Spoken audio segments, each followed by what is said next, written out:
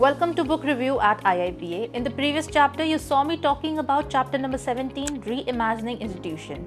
And today we will summarize the final topic of the book, chapter number 18, State, Citizen and Society, from Accelerating India's Development by Dr. Karthik Muralidharan.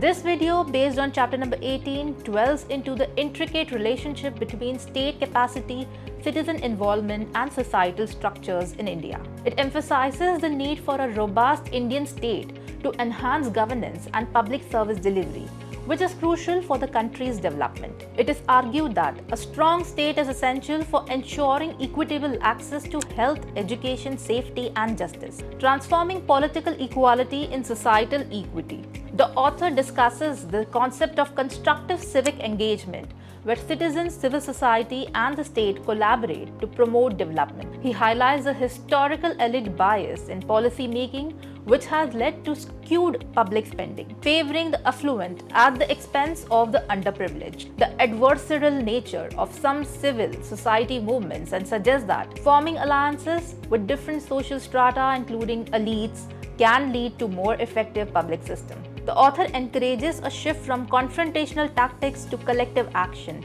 advocating for the involvement of all societal levels in governance. He stresses the importance of replacing zero-sum approaches with positive-sum strategies that enhance societal well-being. Moreover, this video addresses the need for middle classes and elite to play a more active role in demanding and implementing governance reforms, as their participation can influence policy outcomes.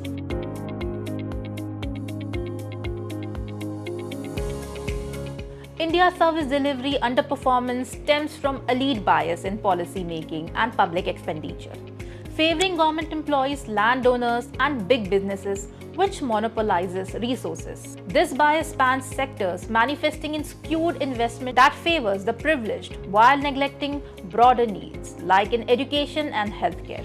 Such disparities underscore the extensive social and economic inequalities within the Indian system.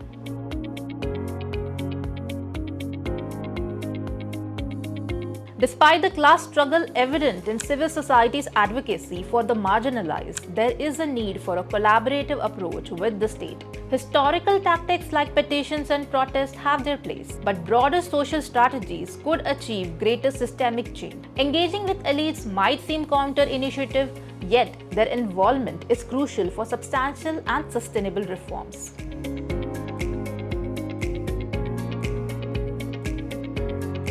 Economists and activists often find themselves at odds due to their differing focuses, efficiency and growth versus equity and rights. Yet, both parties aim to improve public welfare.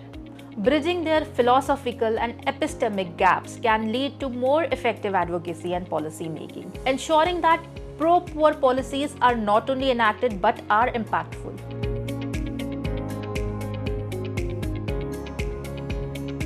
Trust is vital for effective governance. Government transparency and responsiveness to build trust and support for reforms is important. Improve public service delivery, decentralized governance, and restrain political promises are a key to cultivating trust and cooperation between the state and the citizens.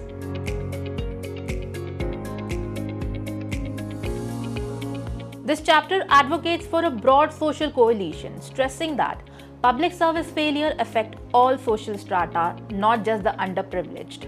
By rallying both elites and the middle classes around reforms, there can be a collective push for better governance and more equitable resource distribution.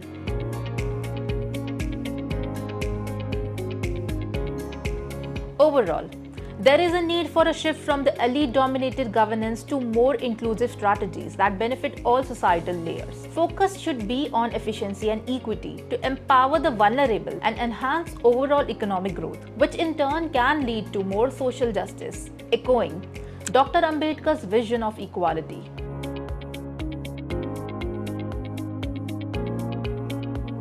Collaboration across society is essential for India's development. Different societal groups can contribute uniquely. The poor through empowerment, the middle class through civic engagement, and elites through ethical lobbying for collective benefits.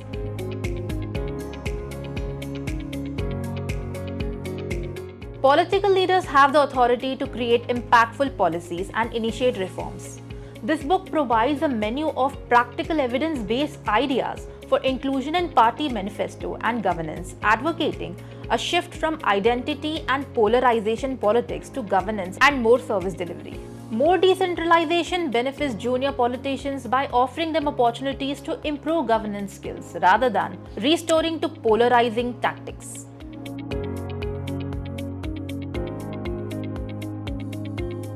Senior bureaucrats are instrumental in policy making and implementation. They can drive reforms by being prepared with governance reform ideas when political leaders seek them, championing sector-specific reforms and ensuring high-quality implementation.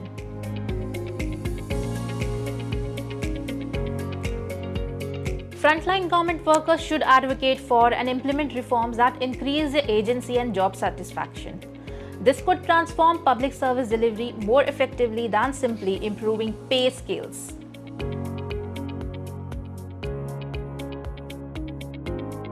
Civil society organizations can drive substantial changes by advocating based on evidence and cost effectiveness, particularly in education and healthcare, rather than traditional methods that might not yield the best outcomes.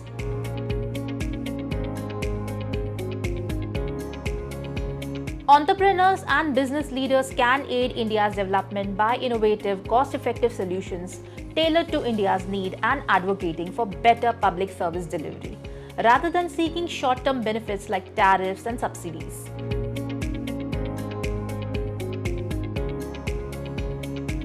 Academics and think tanks can influence policy by engaging more with policymakers, creating part-time advisory roles and focusing on state-level issues which are critical yet often overlooked.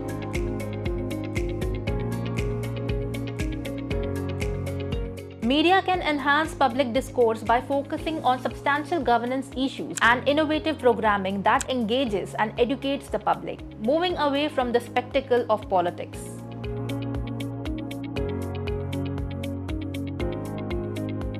Strategic philanthropy can exponentially enhance effectiveness of government expenditure by targeting interventions that improve state capacity and governance, rather than traditional philanthropy, which only supplements existing efforts.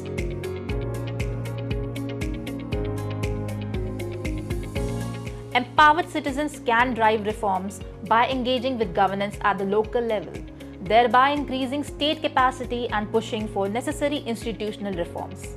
This engagement is crucial for a democracy and for initiating long-term changes.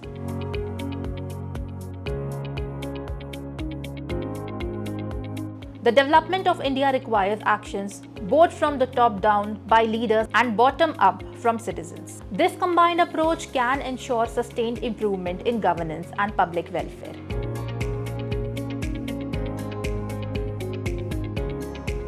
India, home to over a sixth of the global population, plays a crucial role in the world. As global citizens, it's vital for Indians to engage with and implement the reforms to not only improve national condition but also positively influence global welfare.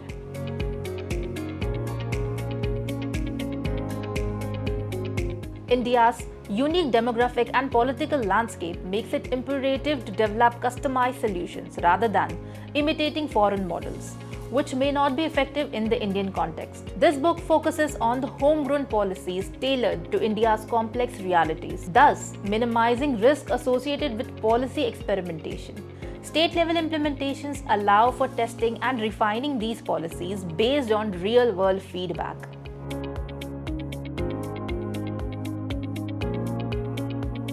Aadhaar, India's own biometric ID system, underscores the success of tailored solution despite initial skepticism. It has facilitated a variety of services and has significantly influenced other nations, showing the strength of conviction in homegrown innovations.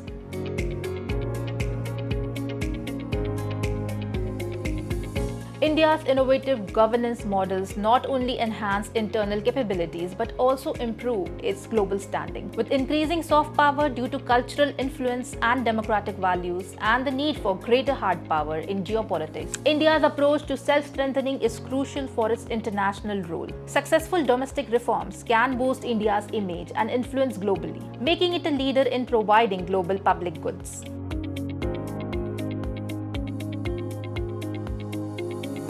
Boosting India's soft power. Innovations like Aadhaar and a digital framework built around it has set a benchmark worldwide, enhancing India's soft power. This global leadership in digital infrastructure and governance reforms positions India as a model for other low and middle income countries facing similar development challenges.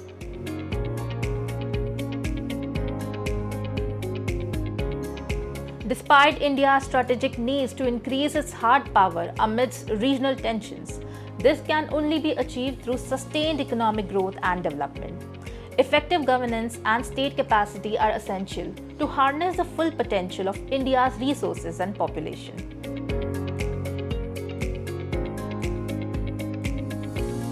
Reflecting on the 75 years of independence, India faces the challenge of enhancing its governance and public system to meet the expectation of its citizens and realize its developmental goals. This book advocates for an evidence-based governance reforms focused at the state level, aiming to improve public service delivery and enhance both development and economic growth. Such systemic improvements are crucial for India to achieve its potential and influence the global order positively. In short, Chapter 18 calls for a holistic approach to enhance state effectiveness and citizens' engagement to accelerate India's development. This entails a broad coalition of societal actors working together to improve governance, public service delivery, and ultimately, trust between citizens and the state. This cooperative effort can transform India's development trajectory, making it a leader not only domestically but also on the global stage. Thank you for joining us as we explored key insights from this important book. If you found our discussion enlightening, please like this video and subscribe to our channel. Leave a comment if you would like us to make similar kind of videos on such topics. Thank you for watching.